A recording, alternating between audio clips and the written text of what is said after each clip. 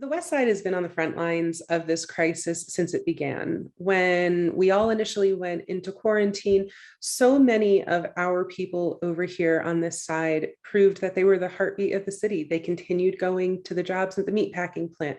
They continued to stock our grocery store shelves.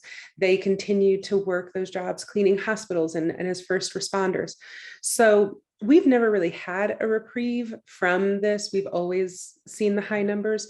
Now it's particularly concerning because we're kind of all exhausted and the supports are starting to dwindle. And so taking care of each other, not just from a health standpoint, but also from a support standpoint over here is just incredibly important in ways that we can't articulate, even though it's always been important because we've always had the depth of it thrust upon us.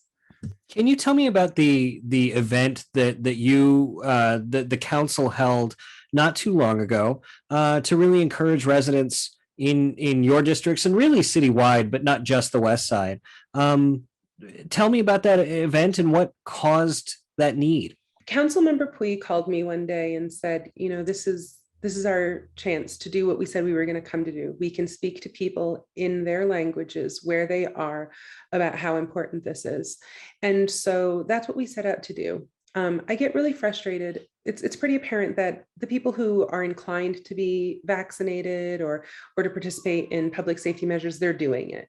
Now it's a persuasion issue, persuading people that it's important that they're being heard. And so I get kind of frustrated when people on my side of the city say things like, I don't want to get vaccinated because if I have a reaction, I can't afford 2 days off from work.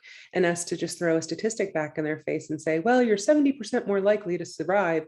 Those numbers don't mean anything. So the goal of the event was to speak to people, not just in the verbal language that they speak, but then also in the heart language that they speak, to let them know that we hear you when your grandma's saying sana sana and trying to do some home remedies, but the vaccine is important too. Getting boosted is important too. That wearing masks is important too, that we have to do this together. There's no I in getting to the end of this. It has to be together. What measures are the city taking and how has that changed since your event? So I have always been incredibly thankful for the protections that the administration has offered us. I'm the mom of 3 young kids in a Title I school over here. And in particular, that mask mandate was a show of courage and was a protection to not just my kids, but to my neighbors.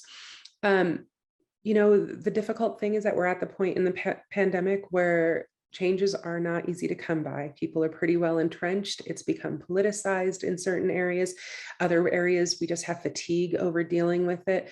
So trying to get any movement at this point does feel Herculean. The hope is that by adding my voice and the voice of Councilmember Pui, we're able to inject a little bit of familiarity to those who might be receiving the message so that it hits in a different way and maybe we can have a more successful persuasion and dialogue moving forward. Why are more local voices sort of more impactful and more important on these issues than voices higher up the food chain? So I feel like District 1 and 2 really demonstrate why this is so important. We are unique demographically, socioeconomically. Our history is this interesting thing. I mean, we face barriers that other people don't, like, we get blocked in by trains regularly. That just doesn't happen anywhere else. The uniqueness of our situation means that local control is so incredibly important. The administration is able to talk to voices like ours who live here, who have children in the schools here, who run businesses here, and understand what it's really like on the ground and make decisions that are reflective of our unique needs.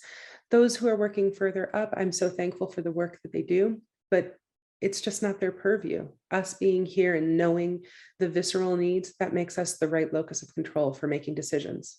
For residents of the West Side, for residents across Salt Lake City, what can they do to help as this pandemic continues on, into its second year? What can they do to help mitigate that and make sure that we're protecting our neighbors? We need to fight back the fatigue and the weariness. And we need to, number one, if you're not vaccinated, get vaccinated. You can trust this vaccine. And if you have questions, there are any number of people who will answer your questions about them. Your concerns are valid, but we have the responses to those concerns. Number two, if you're vaccinated, get boosted. Protect yourself from this latest, most contagious variant and your neighbors. And number three, go back to the masks. I know they're no one's favorites. My kids do not love wearing them, but they are proven statistically to improve outcomes.